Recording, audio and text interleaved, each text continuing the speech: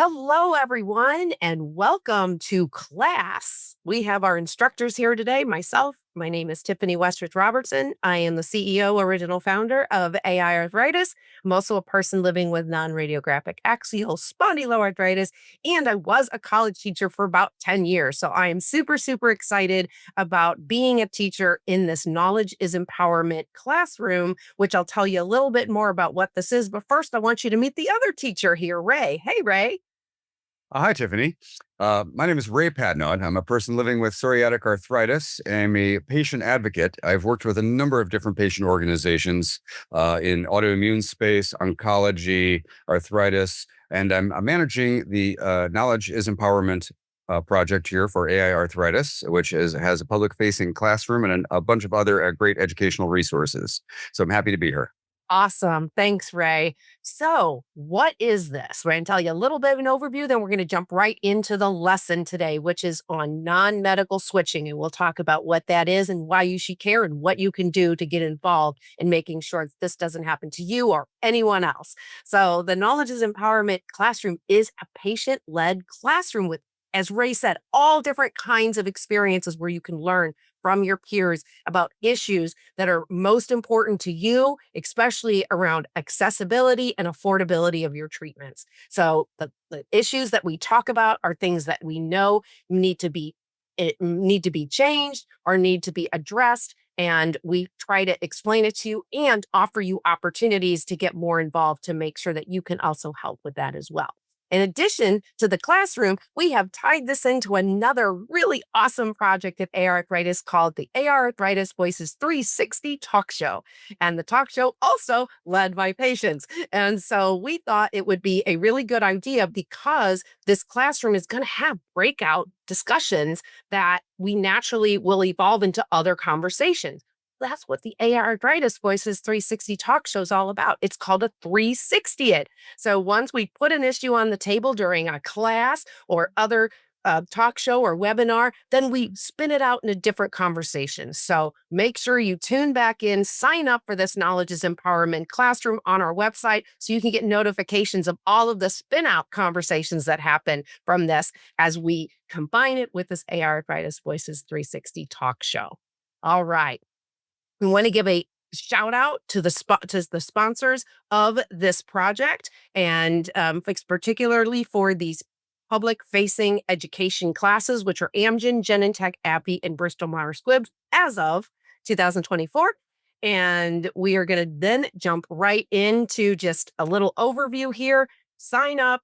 If you we'll give you a link to a glossary that we have on the main page. This is a vocabulary of words that we might be saying that you're like, "I'm not sure what that means." And if you hear something that we said, write it down, let us know, submit it to us, and we can add it to the glossary. So that you can get on the website, but also, like we said, sign up, get more involved. You'll get notifications of new resources, new classes that come up, but also you can get notified of elevated experiences, which we do everything at AiArthritis has a learn an elevated experience. In this case, you can get behind the scenes classroom footage. You can get field trips. What? Field trips? Well, I'm just going to have to learn a little bit more about that by signing up because it sounds pretty cool, huh? It is. So you can also learn about sharing your stories, talking to legislators, government. There's so many things you can do by signing up. Why wouldn't you? So let's jump right into class. We're going to start off with non-medical switching. What is it? And then we're going to go into why you should care. We're going to teacher time talk. And then we're going to end up with some patient stories and an action plan. So I'm going to turn it over to Ray, and he's going to tell you a little bit more about non-medical switching. Take it away, Ray. Absolutely.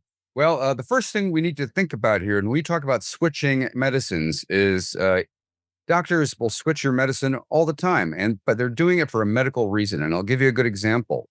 You might have a side effect that you don't like. It might have worked for you in the past, but now it's not working as well as it used to. So I had a pill that I was taking called Otezla, and it worked great for me. And I liked it because I didn't need to have any kind of injections or infusions, and that was super convenient for me. And my skin looked great. My psoriasis had cleared. But it wasn't really helping my joints, and those still hurt. So the physician said, we discussed it. and they switched me to a biologic medicine that I had a choice of having the infusion IV or an injector. And I chose the injector because that's more convenient for me. And we talked about my medical history and my concerns. And that turned out to be a very good switch for me. And my skin was almost as good, and my joints were fantastic. So I was very happy to what we did there is we switched the method of distribution from a pill to a injector. And then we switched the mechanism of action, which is how the drug works within your body, from however that pill worked to how the injectable biologic worked. So that worked for me, and I got rid of my joint pain, my enthesitis, which is the inflammation in the Achilles tendon, which is very painful, and my skin looked about 90% as good as it did with Otezla. Well, that's awesome. So that is a good example of there's different types of medication, the way that Mhm. they work, the way that they're applied, those types of things. And that matters because then when a situation called non-medical switching comes, Mhm. then the even things like that method of action, the way that you're taking it could switch. We have a couple examples we're going to share with you in a bit about that. But non-medical switching, really, when it's switched by non-medical reasons, So right? an example of this would be your insurance company. If you have a private insurance company, or this could, if you could be on government health care, and this is true in the U.S. or anywhere in the world, you know that the health plan, whoever is administering it, will switch you to a different drug for some reason. Usually, this is a financial reason. Maybe it's lower cost to the health system. Maybe it's more profitable for the private company that's doing it. Then maybe they have just one reason for preferring one drug over another drug, or preferring a different mechanism of action, or changing your method of distribution. And again, typically this is financial benefit to the health plan and not medical benefit to you. Correct. That's the big one. And I also have a bullet point that I added here in the middle that is just, I think, one of the things I'm most passionate about. So, this whole idea that insurance companies, government plans, people who are making these decisions, which we understand they have a piece of the pie in their healthcare system money, and they're trying to save money to distribute to all people. Totally understand Making that. effective use of limited Yes. resources is We the real concern.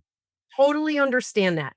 The issue comes when our diseases that are unique to the individual are assumed that there's something called a therapeutic alternative, meaning just because I have a disease, a diagnosis, that it can be treated with a TNF inhibitor, an IL-17, one of these types that if there's another drug that targets that same thing, that you can just switch me because it has the same they're targeting the same thing, or I have the same diagnosis, and that is probably my biggest pet peeve, and it is something that tied to a coalition that AiArthritis leads, a national disease agnostic, meaning not just our diseases, and it is covering in the United States, government drug affordability reviews, where one of the big issues that we're fighting against is they're sort of saying, hey, we're going to look at these drugs and it's okay for us to recommend one over the other because it is considered a therapeutic alternative. And that is just not okay. And that falls into non medical switching. So, a lot that we can do with non medical switching. Let me just add to that what you said there. The point here is that you and I might have the same diagnosis. We are not treatment plans are not one size fits all. They are not, and patients are all unique. Okay, we have unique medical histories. We have different ages. We have different comorbidities, which are other health considerations and diseases potentially. Treatment plans are not one size fits all. Every patient is a little different. All right, and if you there's no one size fits all treatment that some health plan can give that'll work for everybody. That's what the physicians are there to do, is to work with you, understand your history, try a little something. Maybe this doesn't work. Maybe this one works better. And when we have non-medical switching done for third parties and health plans for financial reasons, sometimes the patient gets left behind, and that's not always good for the health outcome. Absolutely. And as you're looking through the class here, you're going to notice that as we go through these slides, there's screenshots of videos, and there is a QR code on these slides that lead you to our patient-led video library, where there are literally dozens of very short videos that also reiterate the lessons that we teach you in these classrooms. In this case, you'll find videos for non-medical switching. What is it? Why should I care? Things that we're talking about today. These are shareable videos, so you can share them with other people to help them learn as well. And then you're also, as we dive into this next part of the class, you're going to see we have patient stories. So one of the things that you can also do is see many patient stories that are submitted in the video library. And we're also going to teach you how you can submit your stories as well. So I think we covered most. Oh, there was one more. There was a missing bullet Or there. missing bullet there. So, we have talked about this many times in other classes too, but I think the term that we use a lot is called continuity of care, and we just really don't rock the boat, right? Don't rock the boat. For you is it we all know that our process of finding treatments is a trial and error process. It just that is. Hopefully one day it won't be that way. We are moving into what's called precision medicine, or Mhm. finding ways to match patients to the right treatment without the trial and error. Wouldn't that be amazing? So that's another class that we have too on precision medicine you'll have to check out. In saying that, we just know, please don't disrupt our continuity of care, because when that happens, and I'll actually give you an example here of mine as we jump into the teacher talk here. So I'm going to just dive right in, if you don't mind, Ray, and I'll just say my non-medical switch story. And that gives an example of don't disrupt continuity of care. And then also in my case, the insurance company says, you know what, we took your drug that in this case is an IL 17, meaning that's the target, the IL 17 that I was doing very well on. And I might say it took me a year and a half to find that drug, because I was in a massive flare. My other one had failed after 6 years. So we finally found this right combination. I was on it for about a year and a half. And then I get this letter from my insurance company that basically said, well, we're going to switch you to a different IL 17 because it's also um, indicated for your non-radiographic Mhm. axial Mhm. spondyloarthritis. So why not? IL 17, your diagnosis shouldn't matter. You change because it's going to save us money. And we fought it, meaning my rheumatologist tried to say this is medically necessary for her to stay on because of all of these past issues. We fought it for a few months, ended up not winning. And in the interim, in that process of fighting for it, I ended up losing access for 3 to 4 months. And during that time, I developed a comorbidity called neuropathy. And to this day, I cannot feel the bottom of my feet. And so that is just an example of what can happen if you are switched. I did end up getting to be able to go back on my drug because the other one did not work for me. And it actually caused a huge softball size welt on my leg that lasted Oh, for almost a month. And I couldn't even wear my pants because it hurt so bad for the fabric to touch it. So those are just things that these people who are saying it's okay to do non-medical switching, they're not even, or if they are thinking about it, it doesn't matter to them, right? They're like, well, we're gonna roll the dice on you and see if this will work just as well. And I'm sorry, but do not gamble on my life. So that's my story on that. Ray, did you have any other examples? I know you had talked to Layla, and she did a I talked to a lot of different patients, and some of them are sharing their stories here for this program, this educational program. And we've got a whole bunch of great patient stories for you. And Layla here at AiArthritis has a fantastic story. And here's the thing where she's kept on the same medication, but just the delivery mechanism, that's how it's administered, was changed. And as a result, she had a very bad experience. So she'll tell you all about that in that video. Yeah. So that's just another example of, she Essentially, she needed to be on an infusion and she was not allowed to, had to go to the injections and it disrupted her continuity of care. She was miserable for months. And I know because she works for us. And for months, she was telling me she just had such bad brain fog. I mean, this is not only affecting people's health, it's affecting their ability to work, Hmm. productive members of society. This is much bigger. And this is why it's important. And as we say here on this slide, we cannot express enough. Nothing replaces lived experience. The more patients speak out on their experience, the more we hear from you, the more we can change these types of things that we just feel are very, very, very unfair. I And will point out the writ of why she was switched here was they did not want the insurance company did not want to pay the administrative fee for the infusion, which is what she needed, medically needed. They said, well, the injector, it's the same, right? All the patients are the same. All the IL-17 inhibitors are the same. Everybody's the same. It's the same drug, right? No problems. Well, that's just not reality. correct. Absolutely. So there are different things that we're trying to do here. Ray, before we tell them how to submit their stories, can you tell us a little bit about what's happening, and particularly in the United States, where they could get involved and possibly help us change some of these policies? Well, there's a lot of legislation going on, typically at the U.S. state level. Bills are coming up in different states, and a lot of the physicians really are leading on this. There's one organization I'd like to single out called the Coalition of State Rheumatology Organizations, CSRO. They are acutely aware of, because the first the cases where this happens a lot are in our AI arthritis diseases.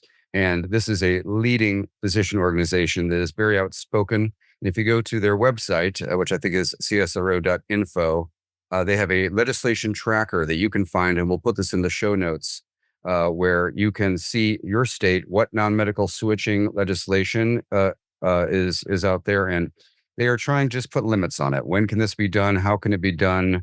If it can be done, and in a way that is respectful of the physician-patient relationship and respectful of patients getting the medicines they actually need.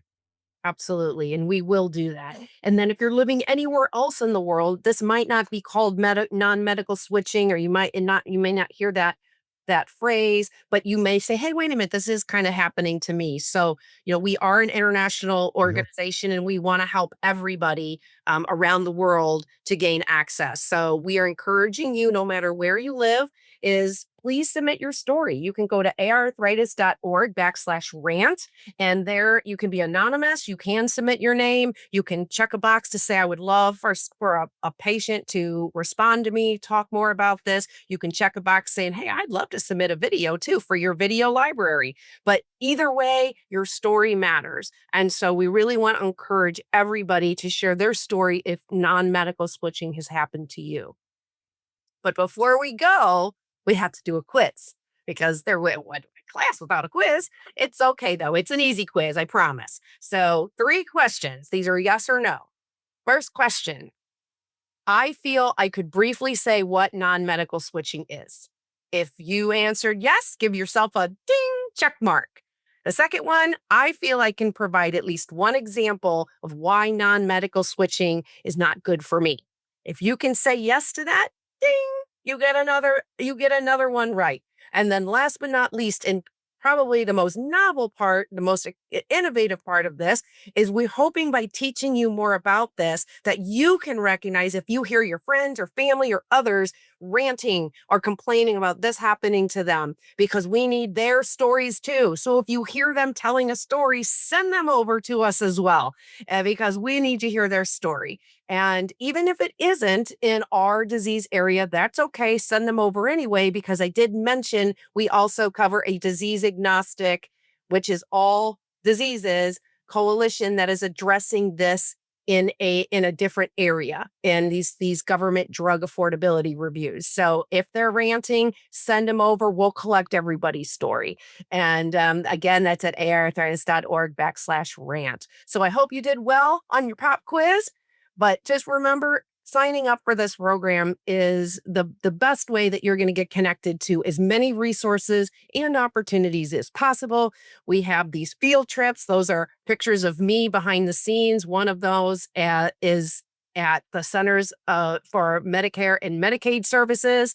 Another one is at a conference with someone, Ann Hyde, shout out from the Arthritis Foundation. So when we go and learn, you learn behind the scenes. So we have all kinds of ways that you can get involved, including connecting you to legislators or governments to share your stories. So why wouldn't you sign up? It's an amazing way to meet fellow patients just like yourself and learn from fellow patients as well.